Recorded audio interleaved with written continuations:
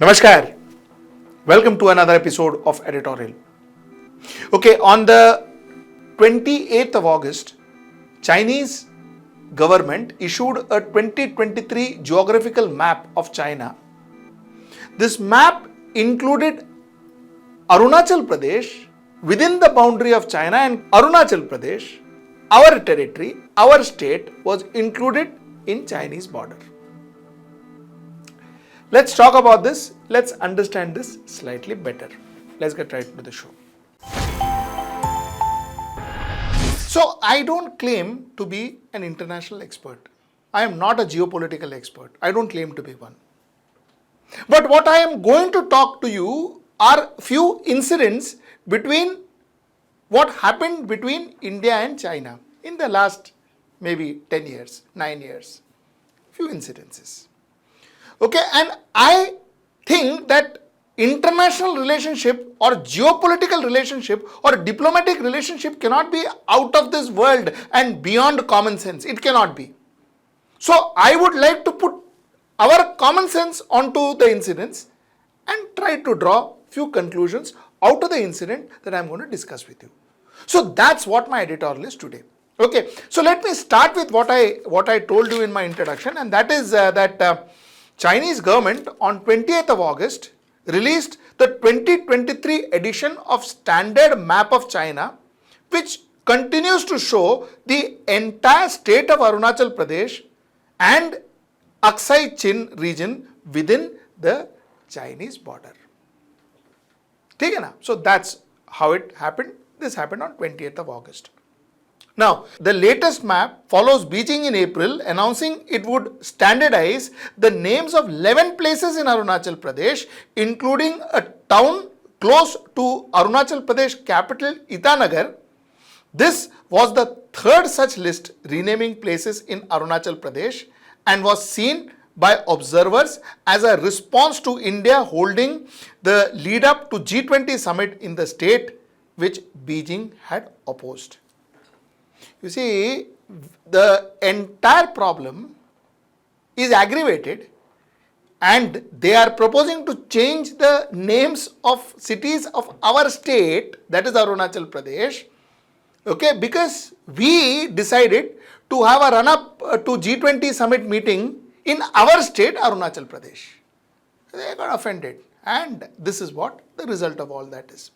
Now, you see, in the first direct conversation in over 9 months, Indian Prime Minister Narendra Modi and Xi Jinping seem to have remained at their respective position in the border standoff. Now, China publicly claimed that the informal talks were based on Indian request.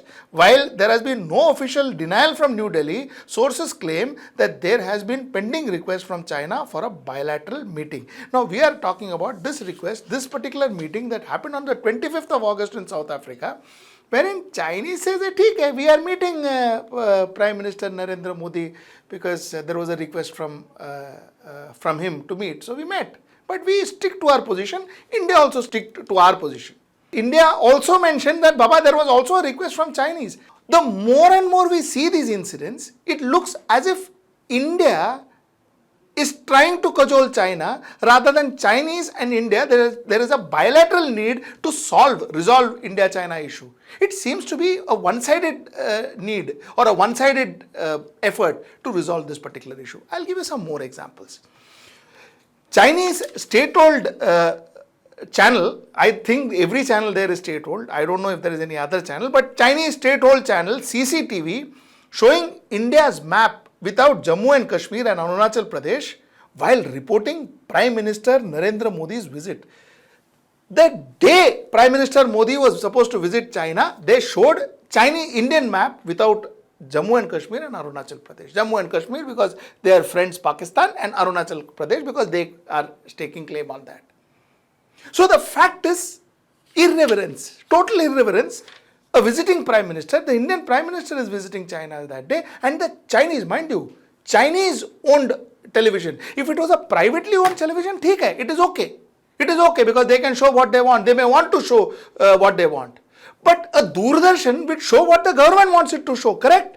So CCTV, incidentally, is a Chinese government-owned television. And the Chinese government-owned television showed Indian map without Jammu and Kashmir and Arunachal Pradesh on the day Indian Prime Minister was visiting China. The point I am trying to make again, this entire effort of bilateral relationship or resolving our issue seems to be more for India and less for China. Let me go a few steps further. This is the story of 2018. The armies of India and China will resume the annual bilateral military exercise hand in hand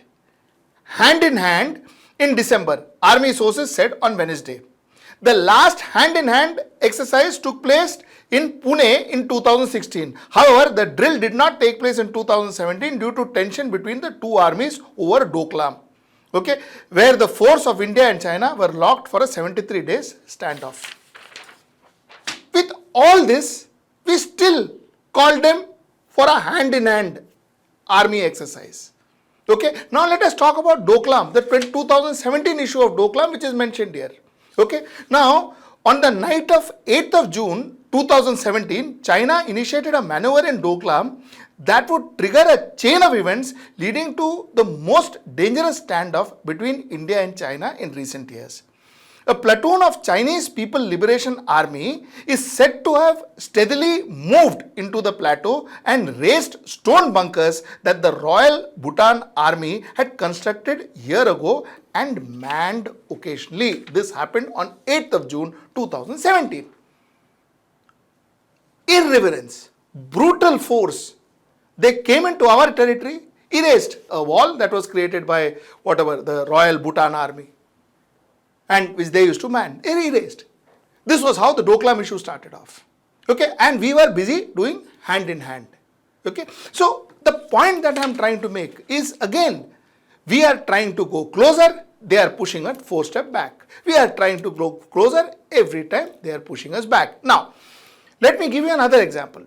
In 2019, October 12th, the second informal summit between Prime Minister Narendra Modi and President Xi Jinping was underway in Malappuram on Saturday. On the 12th of October, the two leaders met on Friday, vowed to work together facing the challenges of radicalization and terrorism in India and China during 2.5 hours open and cordial one-to-one discussion over dinner at a magnificent seashore temple complex in the ancient coastal town of Malappuram. This happened in 2019. Now, let me tell you a few more incidents. In 2023, they issued staple visas to our sportspersons from Arunachal Pradesh who are going to compete for Wushu tournament. Wushu is some kind of martial art tournament in China. They didn't issue visa. Visa normally is stamped onto your passport, isn't it? They didn't issue that. They issued staple visa. I'll tell you what staple visa is. A staple visa is a visa that is attached to a separate piece of paper instead of being stamped directly in the passport. The Chinese government began issuing staple visa to Indian citizens from Arunachal Pradesh in 2009. The Chinese government says that it is issuing staple visa to Indian citizens from Arunachal Pradesh because it does not recognize India's claim over the state. The Indian government says that staple visa issue is a political tool that China uses to assert its claim over Arunachal Pradesh. So in every form, it has tried to humiliate our leaders, our Prime Minister, our rules, our state, our sovereignty. Every time it has tried to humiliate. Every time we have gone closer, like I told you again and again, they have pushed us far. Now, what is the point that I am trying to make? Let me come to the point that I am trying to make. Am I therefore saying that no, we should wage war against China tomorrow? No. I am not saying anything of that sort. China is economically much more powerful than us. Even military-wise, they are more powerful than us. So I am saying nothing of that sort. But what I am saying is, even what we are doing currently is not correct. You see, this diplomacy of going again and again back to China, trying to resolve things, trying to call for a dialogue, trying to do a bilateral, kind of dialogue and settle things, resolve things, is not working, for crying out loud. I think it's time we wake up and smell the coffee. It's not working. You see, look at it. Mr. Jaishankar, our Minister for External Affairs, he has been tough talking with Europe. He has been talking tough with Pakistan every time. And to a very major extent, rightly so. He has been very tough with those countries. But why is it when it comes to China, his tone changes? For instance, one of his statements was, there was an understanding that where we have differences, it is important that differences should not become disputes. This looks very defensive. Why are we defensive when it comes to China? You see, it's not just about war. Diplomacy is about garnering international support. Diplomacy is putting up our point globally and saying that this is what China is doing to us. That is what it is. You see, we take pride in saying that, oh, we did this to Pakistan, we did that to Pakistan. Pakistan is a small country which is almost irrelevant today in the world. They have neither economic power nor military power nor diplomatic power in the country, in this world. Nobody takes them seriously. So what are we celebrating about? It is China that we need to be bothered about. And we need to have a strategy for China. My submission through this editorial is nothing. Like I said, I am not saying therefore we call war and we show our strength and all that. All that is not what I am saying. I am saying we should confront the bully. China has been bullying us for quite some time now. I think it's time we confront it. I think it's time we go ahead and tell him stop. Ask China to stop. And if that requires garnering international support, so be it. If that requires doing a campaign internationally, so be it. But we can't soft pedal this matter. By just banning 52 more Chinese smartphone apps from India, we are not going to solve this problem. We are not going to solve China problem. We need harder stands. We need tougher stands. And we need more strategic inputs as far as our diplomacy is concerned. This needs a big idea. China needs to be stopped. China needs to be taught to respect India and our sovereignty. And that's something that is expected from the government of the day, the government of India. That's the point I wanted to make. Till I see you next time. That's tomorrow at 10 p.m. Namaskar.